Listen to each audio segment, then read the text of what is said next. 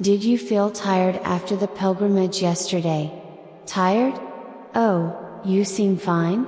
Impressive. So, how do you feel after devoting yourselves during the pilgrimage? Good? Alright then, today I'll give a sermon on the concept of emptiness. When we think of religion, there are many religions in the world, right? However, no one believes in religion blindly. People believe because they have something on their minds or they desire something. Nobody believes in religion for no reason, unless you're just passing by a temple, taking a look, and leaving. Most people believe in religion because they are seeking something. Got it? But believing in religion is not the same as understanding the emptiness concept. Do you understand? Belief, by its nature, is impermanent. So, saying, I believe in religion, I believe in Buddha, I believe in God, or I believe in Jesus is inherently impermanent. That's the point. Therefore, you shouldn't use the word believe, right? Yes, you shouldn't. They say, have unwavering faith, especially when you visit a temple, but believe in what? In whom? Belief means there's no place or thing to truly place that belief. Got it? There must be something tangible to believe in, but if there's nothing, what are you even believing in? Think about it, unless someone is entirely uneducated and ignorant, those who understand words and reasoning wouldn't hold on to belief like that. Belief doesn't exist, it is impermanent. This notion of if you sincerely devote yourself to Buddha, good things will happen, or if you believe in Avalokitesvara Bodhisattva daily, good things will come, is all lies. Believing in God? God doesn't exist, nor does Jesus. They've all passed away, and with their impermanence, it's over. What is there to believe in? Listen carefully. Believing means acknowledging that those individuals did certain things during their lifetimes and then passed on. Shakyamuni Buddha, for example, also lived his life in a certain way and left this world. The point is, they lived their lives and departed. Therefore, living beings don't need to emulate those actions. Do you understand? Nobody starts as a rich person. Initially, they may have lived in poverty, but over time, through awareness and effort, they became wealthy by earning money. Nobody becomes rich just by believing. So, do you think a poor person who goes to the temple every day to pray and believe will suddenly become rich? That's nonsense. It's impermanent and meaningless, right? There's a strange temple in Daegu, with peculiar people there. If you listen to them, they say that invoking Avalokitesvara Bodhisattva will bring good fortune, but Avalokitesvara Bodhisattva doesn't actually exist. It's a name created to encourage people to cultivate faith and diligently practice the way. Avalokitesvara Bodhisattva isn't real. People must understand this. Do you think believing in Avalokitesvara will make you wealthy or successful?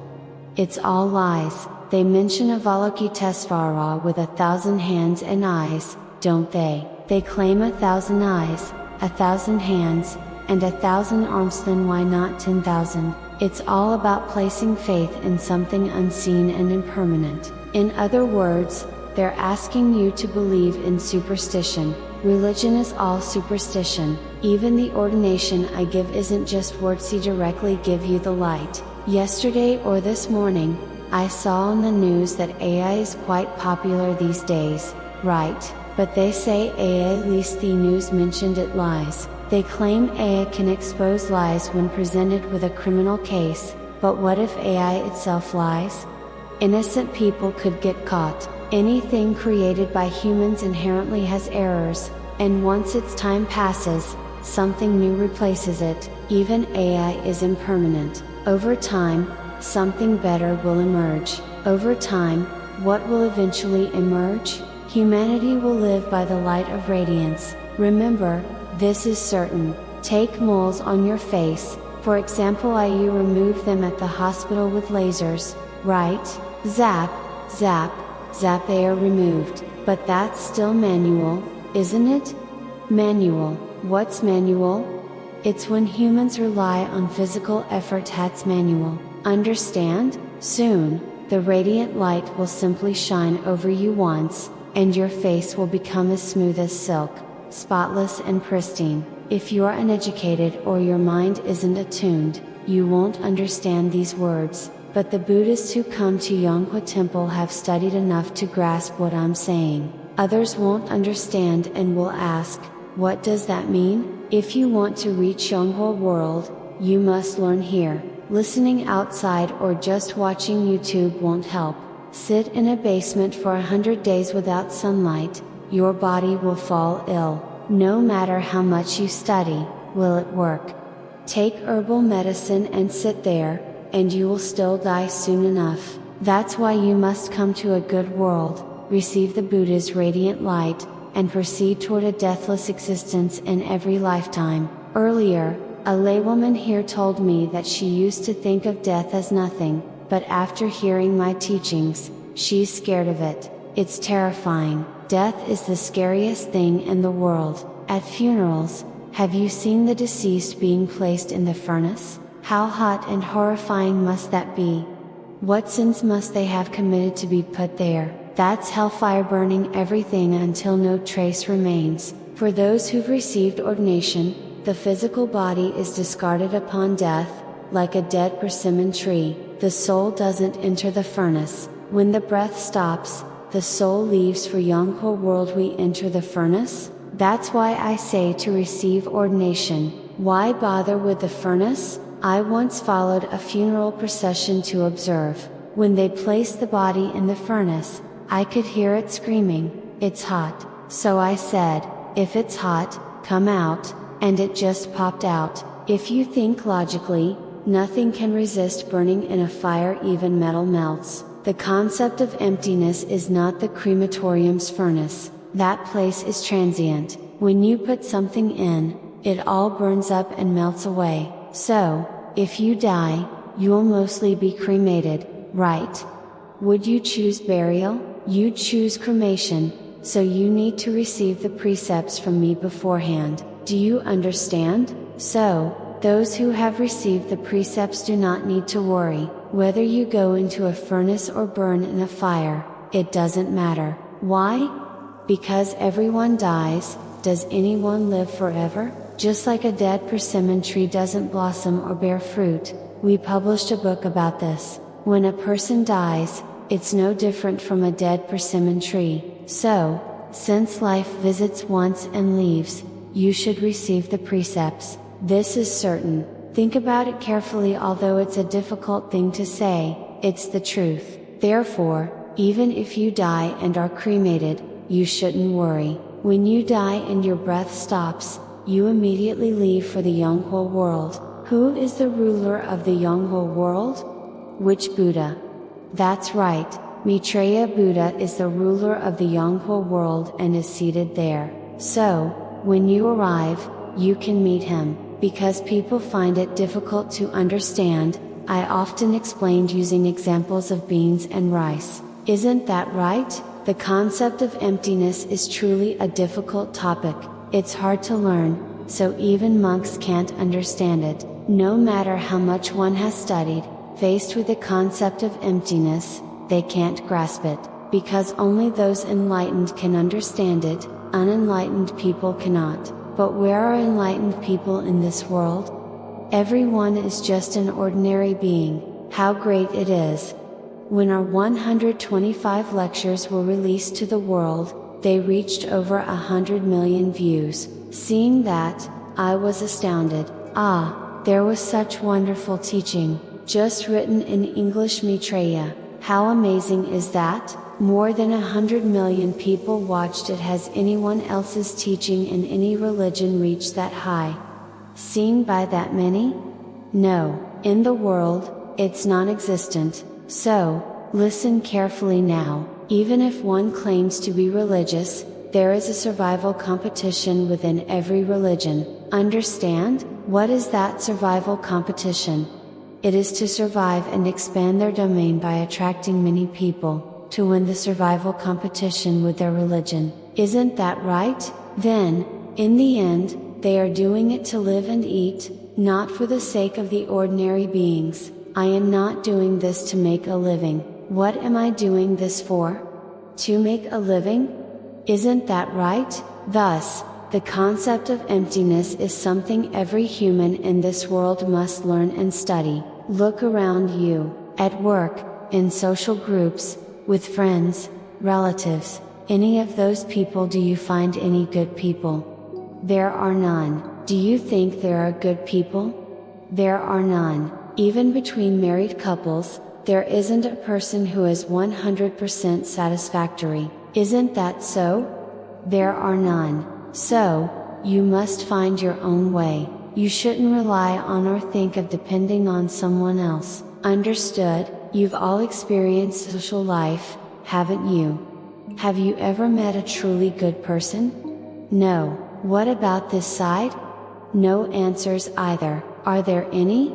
No. The moment something doesn't sit right or perspectives differ, expressions immediately change. Ugh, glaring eyes, it's tough. Society is that tough. So, instead of trying to find good people, you should focus on becoming a good person yourself. That's the point, isn't it? If you become a good person yourself, then you embody the Gong Thought Gong Sasong, right?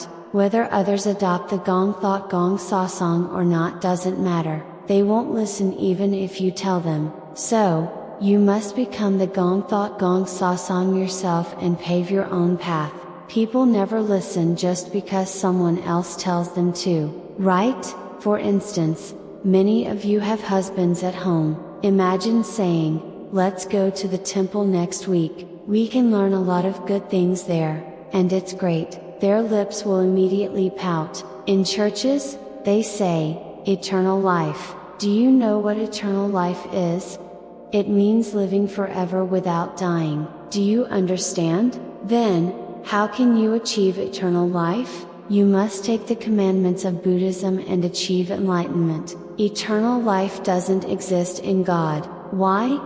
Because God doesn't exist. It's not the Gong Thought Gong Sasong. The Gong Thought Gong Sasong means being able to see it with your eyes. What you see with your eyes is something tangible. If there's nothing tangible, how can you see it? If that were the case, who wouldn't be able to live?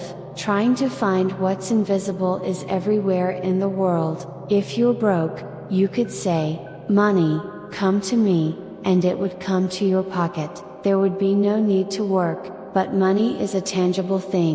Anything intangible is transient. So, they say eternal life exists. Eternal life refers to something intangible, not something tangible. It's not about something that exists physically. Why call it eternal life, then?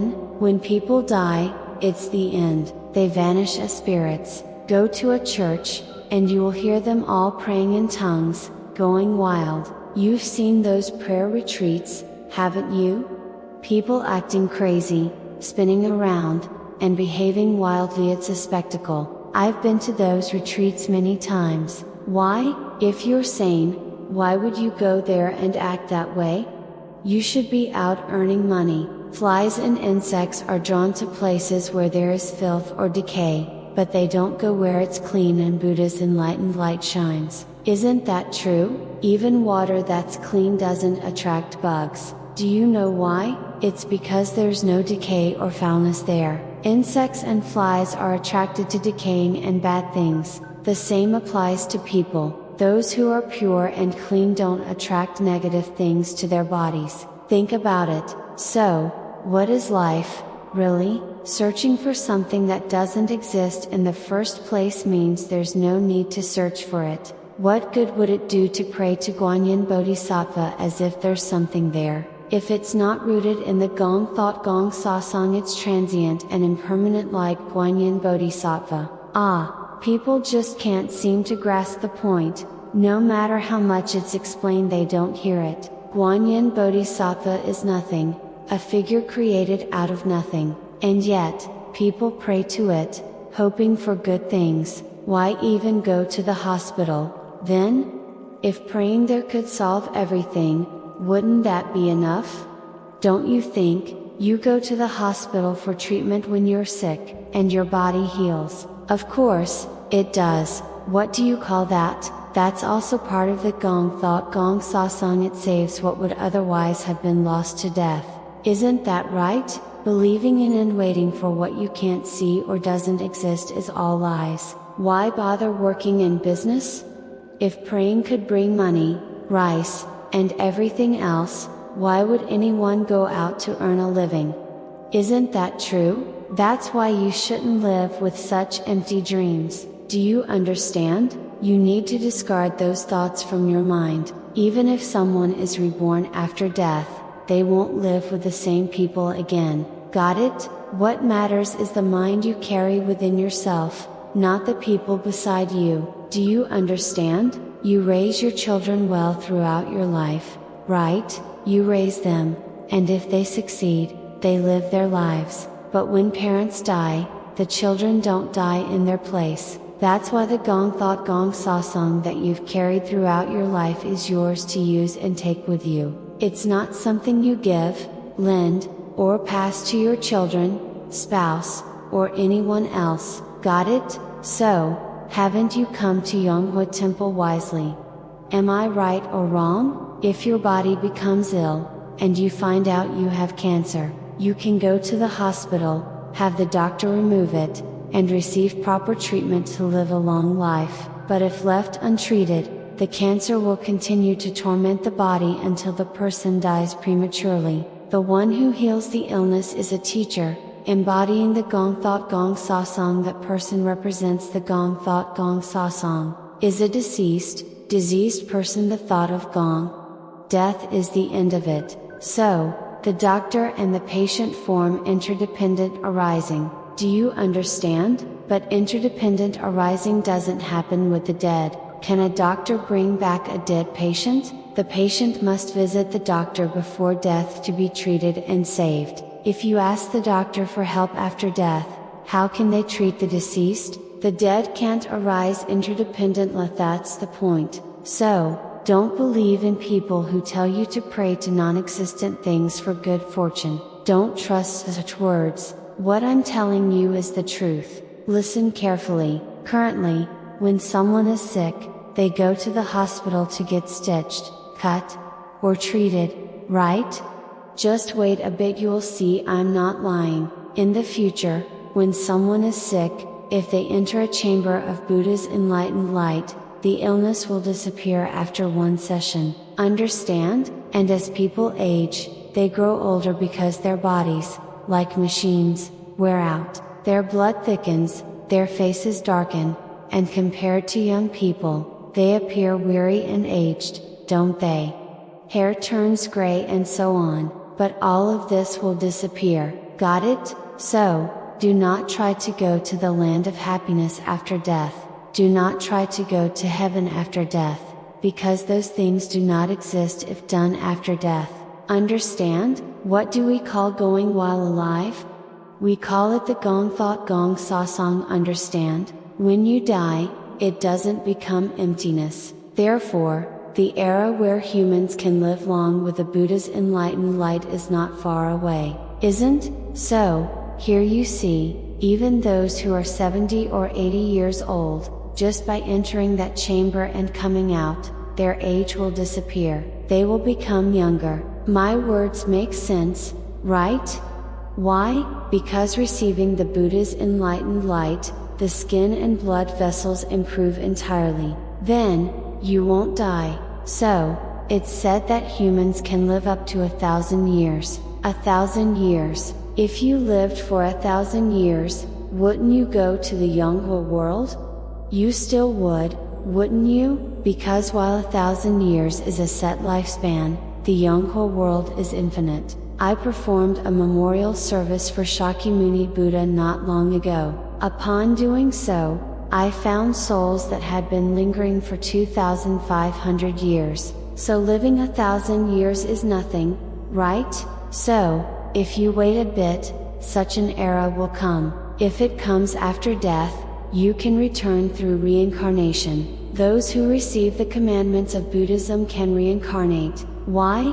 Receiving the commandments of Buddhism makes your soul embody the gong thought gong sasang because it becomes the gong thought gong. Sasang, the soul does not disappear. Do you understand? If you can't understand, let's use an analogy with beans. Plant beans in the shade, where the sunlight doesn't reach. Even if it's a bean, without the Buddha's enlightened light, the bean will not mature. The bean won't mature, it's only in the shape of a bean. Open it and see if there's a bean inside. There's nothing inside. Rice too, you see. You always hear on the news about the number of sunny hours. Lack of adequate sunlight results in decreased harvest. Rice produces many empty grains. Empty grains. Why?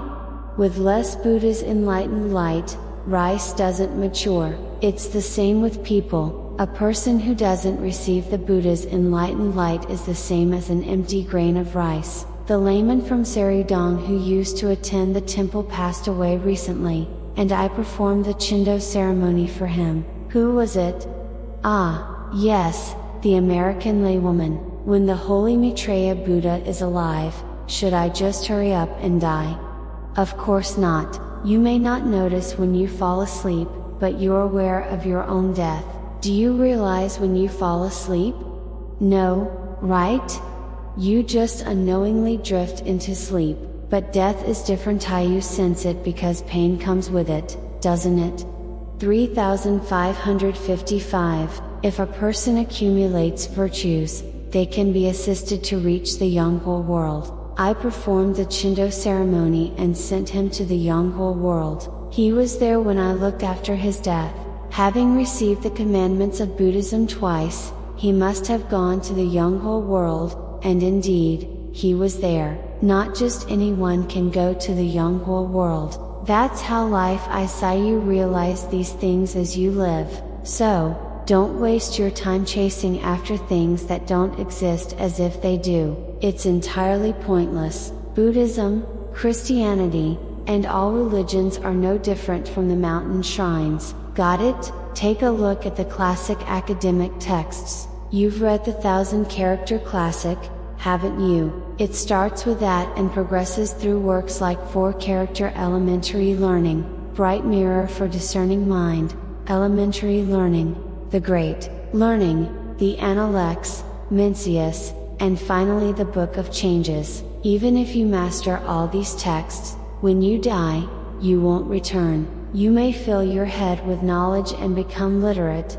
but that's all. A person doesn't come back after death. Understand? Even Confucius died, and the Confucian texts were written by Confucius himself. The names of those books, like the Analects and Mencius, aren't just titles, they are named after the people who wrote them. The same goes for the Book of Changes. The titles are derived from the author's names. Understand? This is how we should approach things as well. A dead persimmon tree bears neither flowers nor fruit. This phrase was used because living beings fail to grasp the meaning of words, but that's not how it should be used. It should be titled as a book about the Gong Thought Gong Sasang and the Holy Maitreya Buddha's enlightenment. Don't you agree? If you're naming a book like the Analects or Mencius, it should be titled similarly, don't you think? Am I right?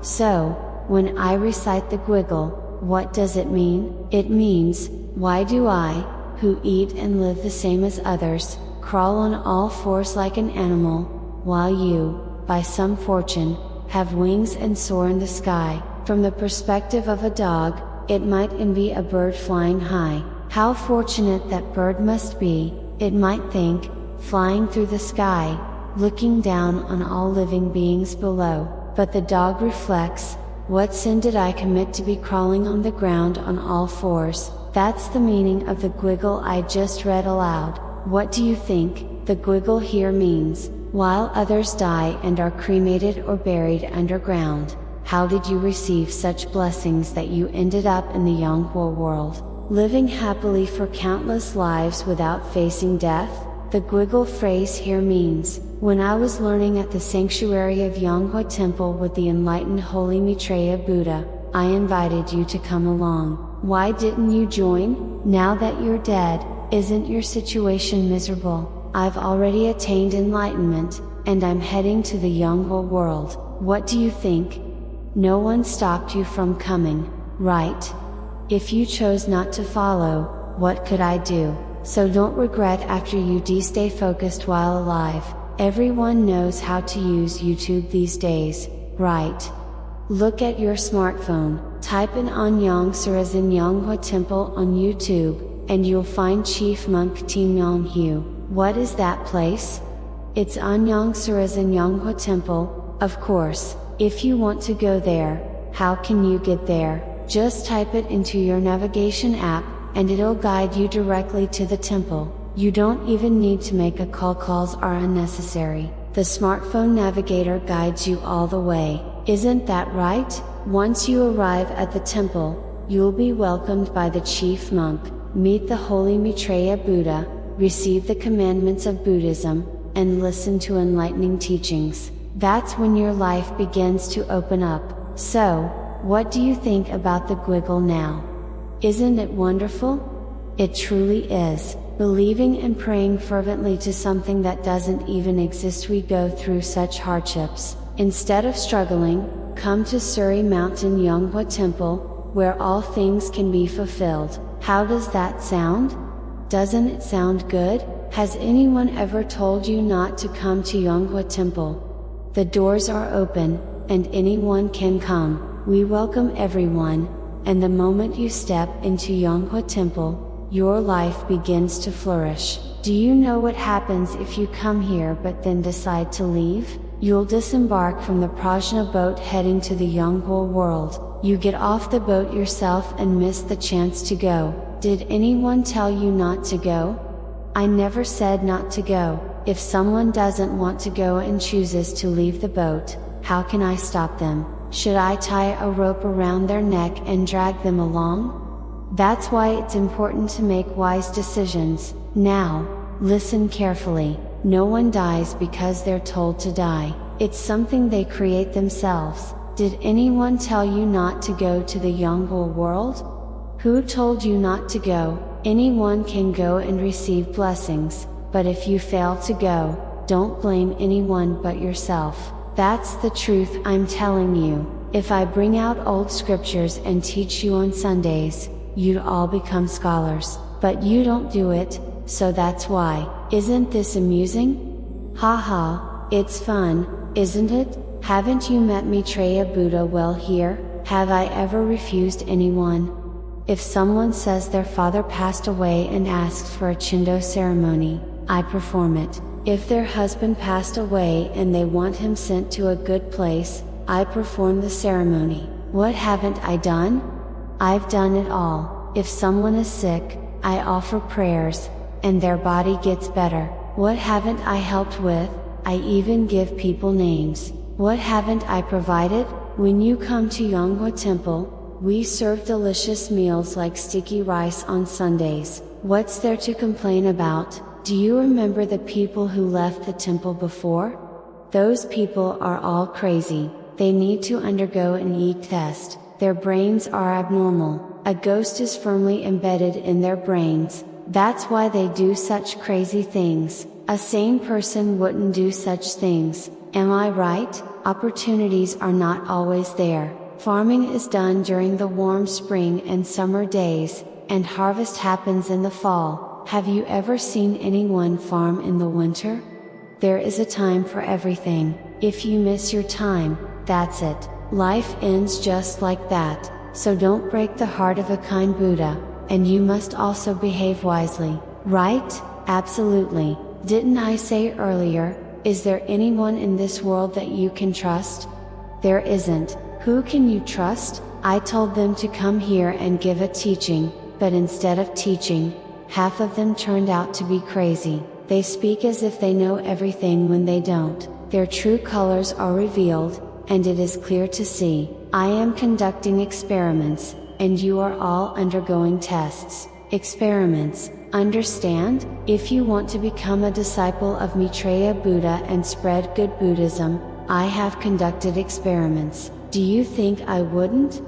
I did them all. I did experiments on those who didn't do it, I tested if they could become stewards and disciples of Maitreya Buddha and successfully spread the Yonghwa Maitreya Buddha's teachings. I conducted all the experiments. Ask around if you think I am lying. It wasn't done in one go, but over time. How many years did I experiment?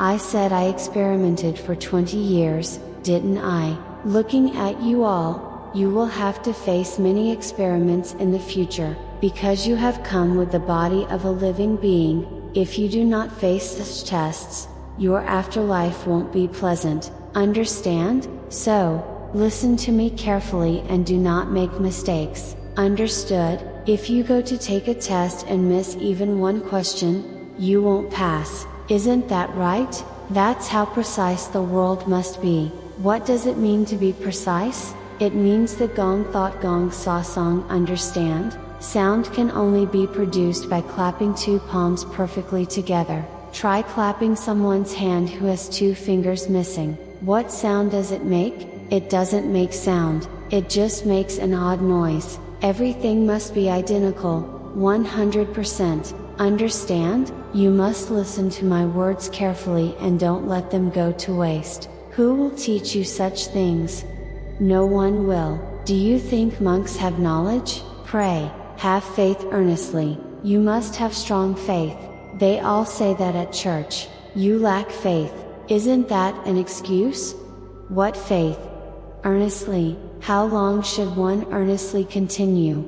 Such words are transient, they don't say what to specifically do, so those words should not be trusted. As time passes and enlightenment comes to people, to become a virtuous person, one's mindset must be good. The mind must be good and first and foremost, honest. If a person is neither good nor honest, dealing with them will eventually cause harm to oneself. Isn't that so? Do you see all sorts of people speaking on broadcasts? Even between couples, they vow to cherish and love each other till death, but if they live together and one does well, they are cherished, but if not, they are sent back to their parents' home. Who would live like that? Isn't that right? One must vow to do well till death for the bride to trust and live with them. If living together is fine, then continue, but if not, just leave. Who would marry under such conditions? Isn't that so? So, even if they promise to do well and reveal themselves, when you live together, it isn't so. They are full of flaws, right? What did they even do outside? If someone went out, played go stop, lost money, and came home, the wife has prepared a delicious meal, waiting for her husband, and he comes home with a sulky face. Why? Because he lost money and unjustly scowls at his wife. That is the human mind, isn't it? If you come to Yonghwa Temple, it is said that after death, you can go to the Yonghwa world, avoid becoming a ghost, and achieve reincarnation. That's what people in this world generally understand, but then there are those talking nonsense about Guanyin Bodhisattva, helping you go to a good place and ensuring your path through samsara. If someone prevents others from achieving that, what do you call such a person? A demon? That's right, a demon crone. If you don't want to go, you don't have to go, but why block others from going? Isn't that wrong? Even people sharing the same blanket can't trust each other. What can you trust at a temple? What is there to trust? Don't trust anything, absolutely never trust. But then, you see people coming to the temple, acting all familiar, pretending to know each other. What madness! How can you sit there trusting such people? Isn't it ridiculous? If it were me, I'd spit in my palm and say, "You little rascal, trusting you has ruined my life, and now I'm burning with anger." That's what I'd do, but they don't dare to do that. Why not try? Can't do it? How absurd, no guts at all. Being a woman doesn't mean there's anything you can't do. You absolutely can. People with ambition and courage can accomplish big things, earn lots of money, and live as wealthy individuals. Look at the rich, they are different in every way. Their way of thinking is different, everything about them is different. You must live with this understanding, recognize where you might fall short compared to them. You'll see with your own eyes where you're lacking, won't you? But just because someone is rich doesn't mean they don't die or live for thousands of years. Still, without money, life is a struggle until the day you die. Isn't that so? Even if the rich can't take their wealth with them when they die, life until that point is much easier for them. So how should you live? Even if you're poor and don't have much money, if your mind is aligned with the thought of Gong, life can be happy. Understand? Why is that? It doesn't matter if you don't have a lot of money. After all, no one boils gold to eat it, no matter how rich they are. While one person might eat beef stew, another eats rice wrapped in lettuce leaves. Let them eat lots of beef. I'll just eat my rice and lettuce. Those who eat lettuce have no diabetes and enjoy good health. On the other hand, those who eat beef daily, if you look inside their stomachs, it's not a pretty sight. Eating meat from animals isn't great for the body, is it? Those who eat lettuce live longer and healthier lives, but those who eat grilled beef every day don't live long, they just get fat and shiny. Do you think someone being fat and heavy is a good thing? I've never seen a clever fat person, have you? It's the thin, wiry ones with bright, shining eyes who are smart. Those are the ones who rise to success and achieve great things. It's certain, the thought of Gong doesn't align with being fat, having a protruding belly, or losing your hair. You must maintain your natural state. One of the laypersons here has no hair, which might seem unfortunate, but it's not a natural condition, it's due to taking the wrong medicine. They weren't originally like this. Ask them yourself. Check with them after the session if I'm lying. Understood? Taking the wrong medicine can cause hair loss. It's not about boasting, but Yonghwa Temple is truly remarkable, especially for healing ailments. If only Yonghwa Temple opened a traditional Korean medicine clinic, your destiny would be set. Isn't that right? Temples can't conduct medical practices, you know that, right? But if a licensed Korean medicine doctor ran a clinic here, it would solve all your problems. I'm not bragging, but don't even ask about curing illnesses. I pass on all the techniques to the doctors, so whenever you're sick, just go to them, and it's over. You think I'm lying? Just wait and see if it's a lie. That's when your destiny changes. If a person is hungry, they need to eat, and if their body is sick, they must treat and heal it. How can anyone live without healing themselves? Until the day you die, you have to mend your body to keep living, no matter what. Honestly, these people are dreaming of dragons. Truly, all of you are dreaming of dragon dreams. The Yonghwa world, what is it, you ask?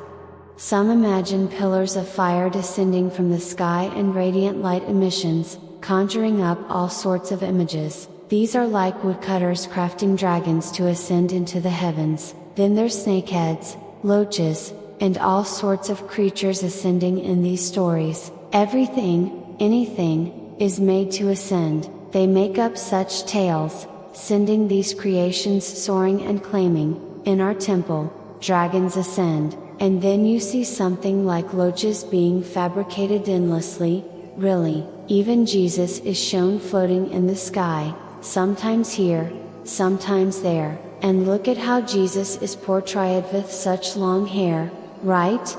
No, actually, his hair is curly and pitch black, styled as if he's had a perm, and they display him magnificently, floating up in the sky. It's all crafted and staged. 10,406. So, since they are beings, they don't emit light, and when they see ours, they get envious. Out of envy, they create and upload such things, but they also put things like crocodiles in those. Crocodiles are included.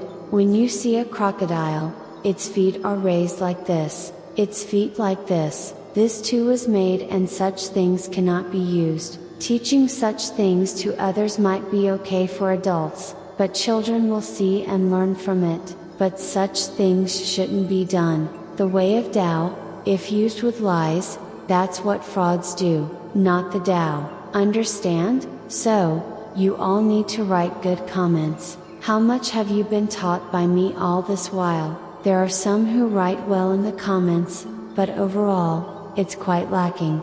There are not many comments either. What are you doing at home? At night, you should write at least one comment a day, cleanly, but even in Oha, when you see people writing comments, their pens seem to run out of ink. Try writing neatly and eloquently, just once. Oh dear, are university graduates unwilling to do so?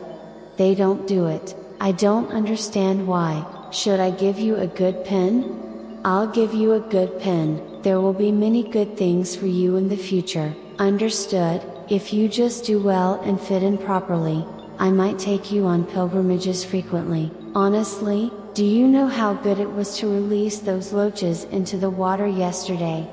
Oh really, think about it, when you go to a loach soup restaurant, you just catch those loaches. Seen it? If you bring a large amount of them and release them into the water, how happy would the loaches be? They said to care for animals that can't speak, not dark-headed ones. Ah, they all greeted.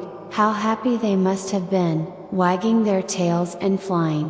When I threw them in, the loaches were dancing, falling and going. Wow, isn't that a good deed? Think about it, next time, we should catch some pheasants too. Let's do well. Do you prefer going often or once a year?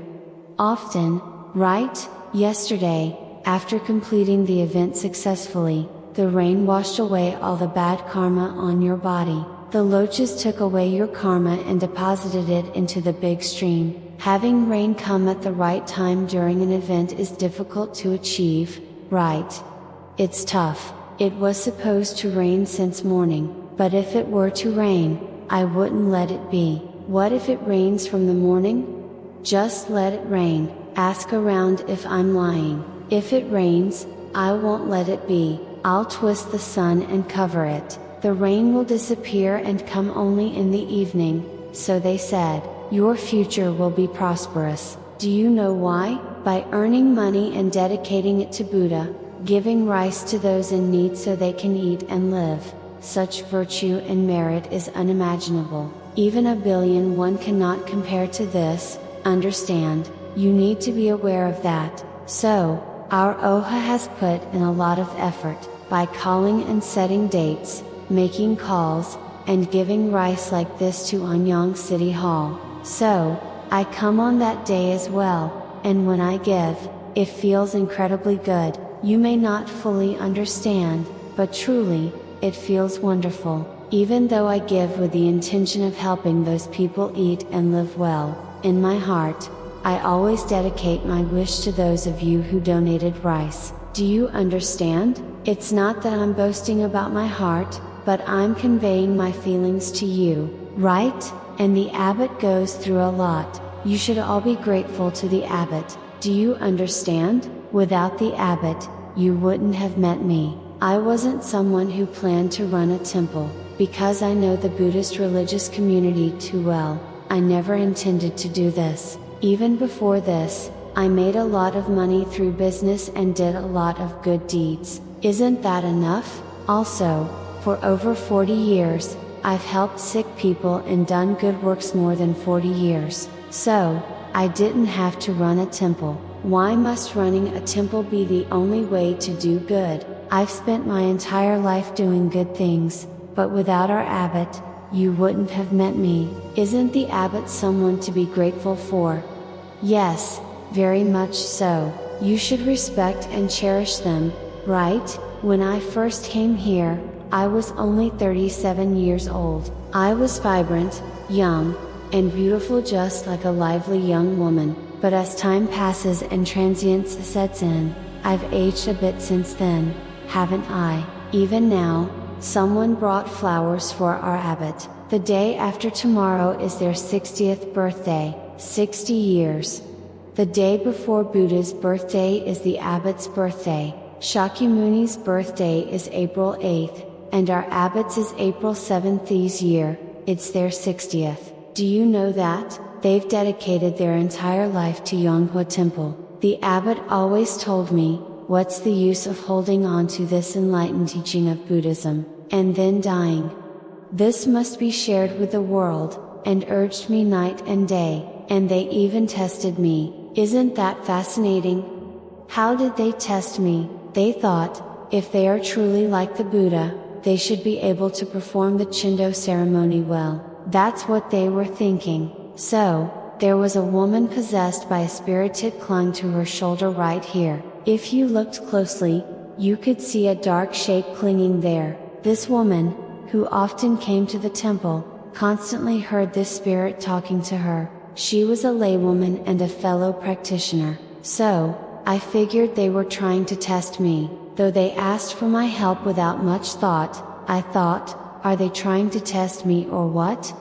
That's how it felt. Then they called me. They told me about this laywoman and asked me to remove the spirit. Isn't that what the Chindo ceremony is for?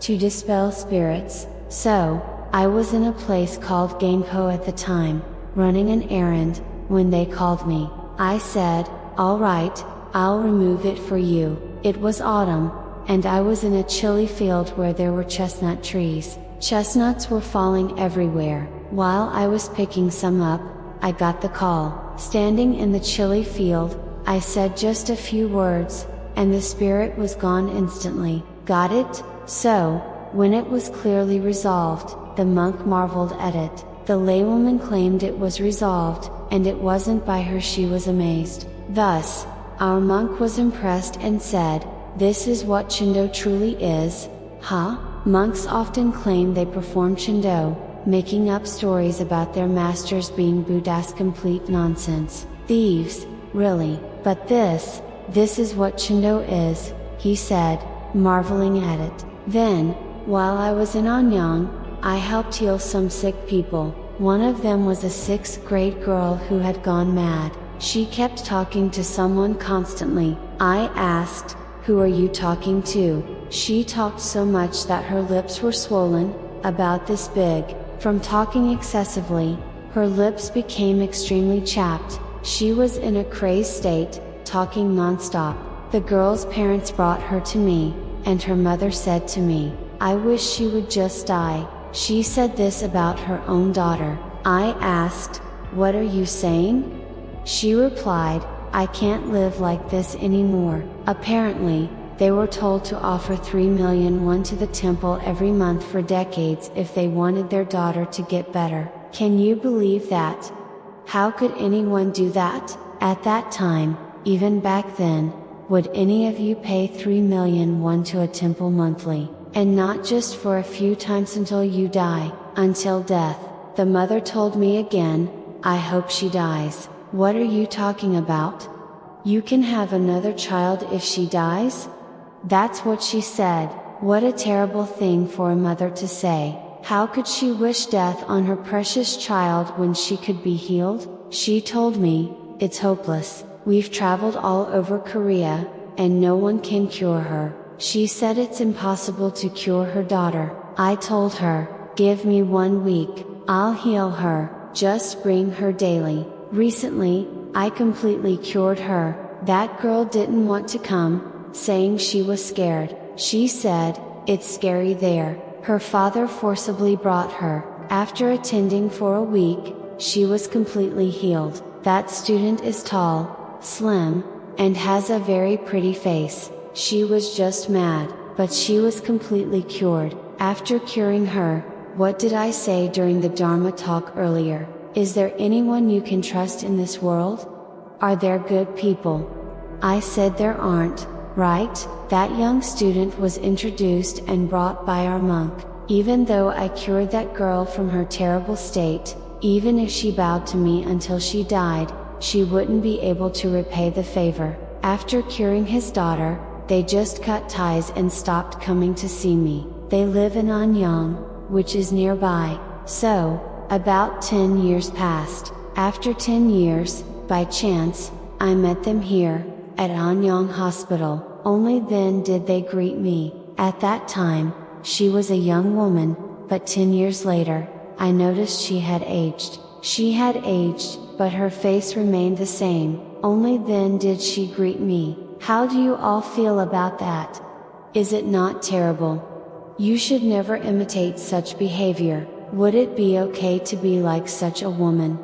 I have experienced many things in life. So, the daughter graduated from university, became a lovely young lady, and got a good job. The mother said she was doing well, working at a good company. I'm not saying this to get praise, but if I cured your daughter from such madness, wouldn't you at least visit once to say thank you? They don't come, they don't come, they don't come, they don't come.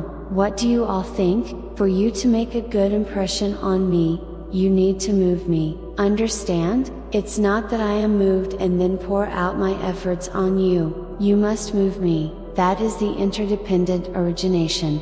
There are many stories, countless stories, but I brought this up because our monk's story came up.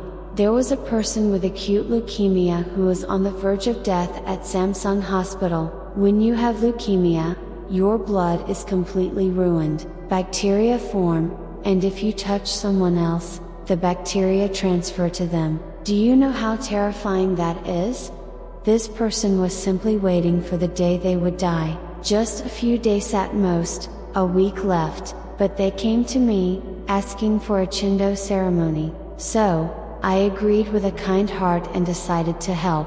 So, I performed the Chindo ceremony. Here's how it was done. At night the monk from our temple took the Chindo fee. The monk held the ceremony offerings and sat in the main hall, while the laywoman sat behind him, separated, and I went to my hermitage. You know, I have a house I live in at Hermitage. So, I sat there. I texted them, saying, at this specific hour and minute, I'll perform the ceremony, so sit down with hands together in prayer. And then I performed the ceremony alone in my hermitage. It took only 20 minutes. After I conducted the Chindo ceremony for 20 minutes, the laywoman who had come for it was practically an expert in these ceremonies. She had performed the Chindo ceremony once or twice a year at this temple, but when that didn't work, she went around the country visiting large temples, renowned monks, and prominent abbots.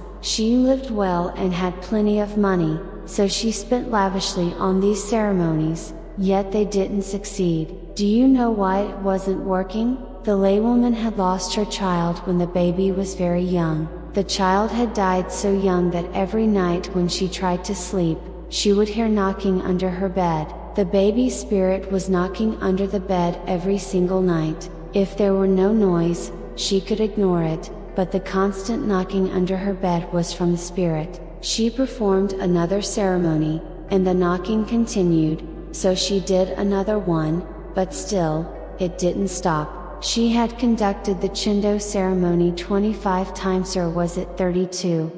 A staggering number of times. Then, amidst all this, her husband was diagnosed with leukemia, right at that moment, so, I performed the Chindo ceremony for her. It was held at night. The laywoman had participated in so many Chindo ceremonies that she was like a Chindo expert. She told the monk, the Chindo was performed well. The monk responded, really?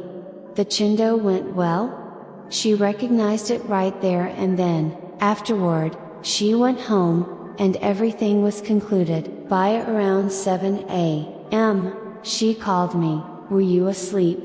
She asked. I replied, no, I've already gotten up.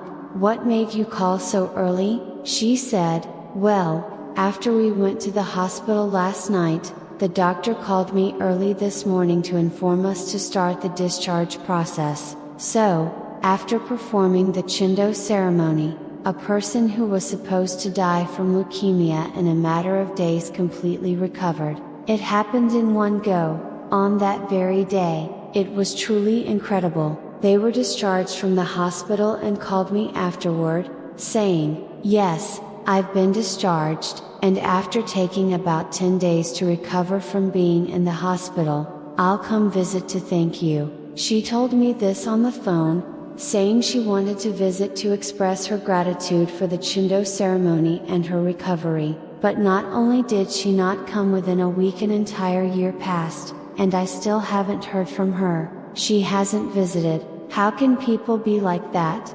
And it's not just her. Another person was a man from Suwon who attended the temple. He told me his mother had leukemia. She was hospitalized in Suwon, though I won't mention which hospital. Now, leukemia is fatal, and it seemed like he didn't want to continue attending the temple, so as a last resort, he requested a Chindo ceremony. So, he started going to the hospital every evening because his mother was on the brink of death. When he requested the Chindo ceremony, I performed it, and she recovered just like that, instantly. But after that day, he completely stopped coming to the temple. He cut ties. I wonder, is it because I lack virtue? What kind of person does that? There was also someone with dementia. This person would wander and couldn't find their way home, so they were tied to a chair with their hands bound tightly. A chamber pot was placed beside them so they could use it without leaving the house. They couldn't go outside because they wouldn't be able to return. However, after performing the Chindo ceremony, even their severe dementia was cured. Yes, their dementia was healed, but even after such a miraculous recovery, they didn't come back. What do you all think of that? There was a crazy 22-year-old boy in Pohang who urinated and spat on his parents. He was so insane. He was in and out of the mental hospital, put in when things got bad and taken out again. He was a young boy. I also healed him completely by removing his spirit, but as soon as he was cured, he stopped coming to Yonghwa. That's how people are. Buddhism doesn't belong to the monks. Buddhism is the religion of all people on earth, not just for monks. If monks spread the Dharma for sentient beings, maintain temples, and spread the Dharma, there should be good enlightenment and wisdom to follow and learn from. Shouldn't people come and learn? They don't know a thing, only filled with rubbish, yet tell me to die soon. Where are there monks like that? Why should they tell me to die? When you look at Shakyamuni's Dharma, it is not even the Dharma. That principle of impermanence cannot be used. The concept of emptiness. The concept of emptiness. It's called true emptiness and wondrous existence. They say, in Shakyamuni's Dharma, they call the concept of emptiness true emptiness and wondrous existence. Right? What is true emptiness and wondrous existence? Form is emptiness, emptiness is form. Interpreted through the 12 links of dependent origination, it means there is nothing. Understand? Even if you teach that, they cannot understand. Their minds are blocked. They should come to me, their enlightened master, and learn, and spread Buddhism, making it shine eternally, instead of those useless things. Even monks, if they come to me, take precepts, and receive proper lineage transmission, can perform ceremonies for the deceased. But why do people who cannot even perform such ceremonies accept others' money? They shouldn't take others' money. If they want to run a temple, they should go out and earn money themselves. Why take others' money unnecessarily? They shouldn't take others' money. You shouldn't get money by lying, right? I'm not saying this because I dislike monks, it's just the truth, isn't it? So they should realize that, calling things that are neither used nor valid as enlightenment and making noises about it. Where is the enlightenment? It's like drinking coffee without sugar, it's very bitter, but when you add sugar, it tastes sweet and delicious. That's what is called realization, understand? Enlightenment is not some grand awakening, it's in the little acts you can use softly in your daily life that become realization. You can't grasp it, so when you drink bitter coffee without sugar or cream, it tastes unbearably bitter, but when you add a little cream and sweet sugar, it becomes incredibly delicious. This is called awakening, got it? Awakening is not enlightenment, it's not a term we use in daily life, it's something unnecessary, a word you don't need to learn or even try to learn, understood? The day after tomorrow is Buddha's birthday, so it's good for many people to go and pay respects to the Buddha, but people should live understanding the truths of the world. What's the point of blindly praying to the sky, which doesn't exist, or asking for help from something that isn't there? It's all meaningless. Do you understand? Your eyes look bright. It's already 1 o'clock. Let's wrap it up now, shall we? What's this? Didn't you get tired from visiting the countryside yesterday? Are you okay? Now, have a delicious lunch. Also, remember that Shakyamuni is the founder of Buddhism, right? He's a good person. It's just that his disciples didn't act properly, but Shakyamuni himself was a great and kind individual. That's why I encourage all of you to come on Buddha's birthday. Got it? It's a public holiday, a day off. So come in large numbers, pay your respects, and I'll deliver a great sermon that day, a special teaching, just for the occasion. So, keep that in mind, and go enjoy your meal today.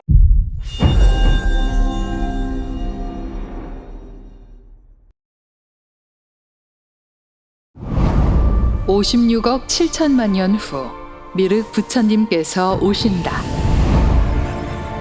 이것은 사실인가 아니면 조작된 낭설인가? 조회수 1억 회를 돌파한 한국 불교의 기념비적 법문의 탄생. 안양 수리산 용화사 용화미륵대불 특별 법문 125부. 만물의 기본 원리 공사상, 생명의 모태 광명의 빛, 살아있음의 증거 연기법, 사후세계의 진실 윤회와 환생, 수천 년간 왜곡되어 전파된 기존 불법에 모순된 깨우침, 그 뒤틀린 이치를 바로잡다. 안양 수리산 용화상 용화미륵대불 특별 법문 125부. 지금 바로 확인하세요.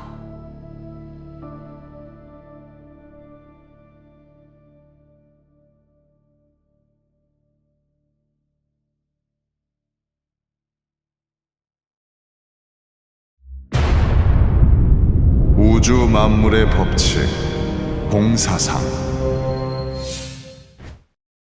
공사상의 창시자, 용화미륵부처님의 가르침. 깨우친 부처는 몸에서 빛이 나오시며 광명의 빛으로 중생을 구제하신다. 만물을 창조하는 태양의 빛이 광명의 빛이며 인간이 환생하게 할 수 있는 것은 오직 깨우친 부처님의 광명의 빛이다. 살아계신 부처님의 광명의 빛, 그것이 곧 공사상이다.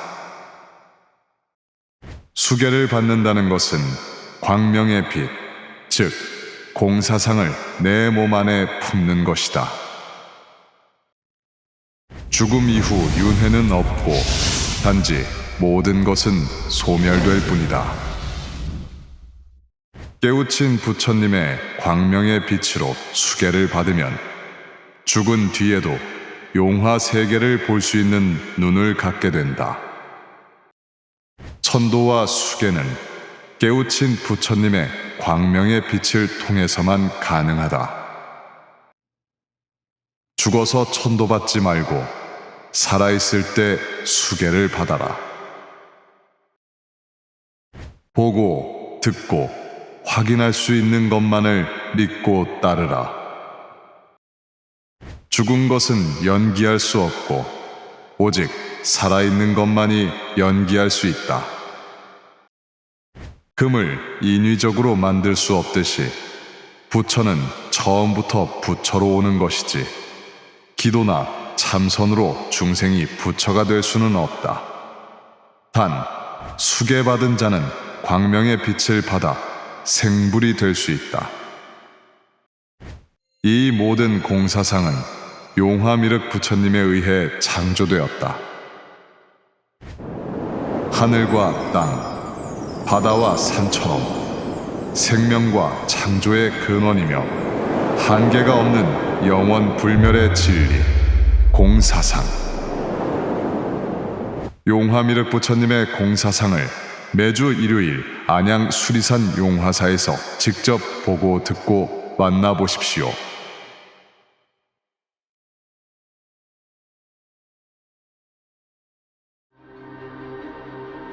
예수님의 12제자, 석가모니 부처님의 안한존자, 그리고 깨우쳐 오신 미륵부처님의 공사상을 세상에 알린 해명 해우 스님.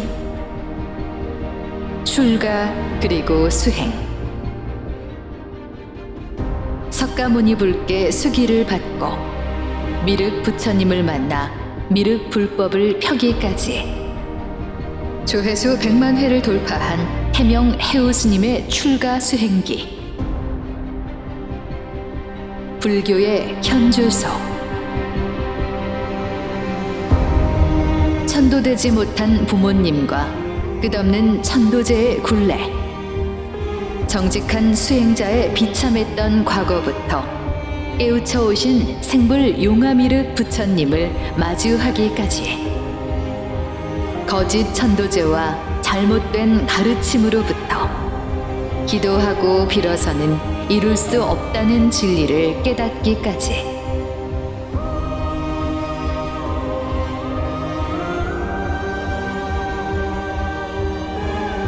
살아계신 미륵부처님의 몸에서 나오는 광명의 빛을 처음 마주한 살아있는 증인의 생생한 목소리와 진리를 관통하는 깨우친 출가 수행기. 해명 해우 스님의 출가 수행기. 지금 바로 확인하세요.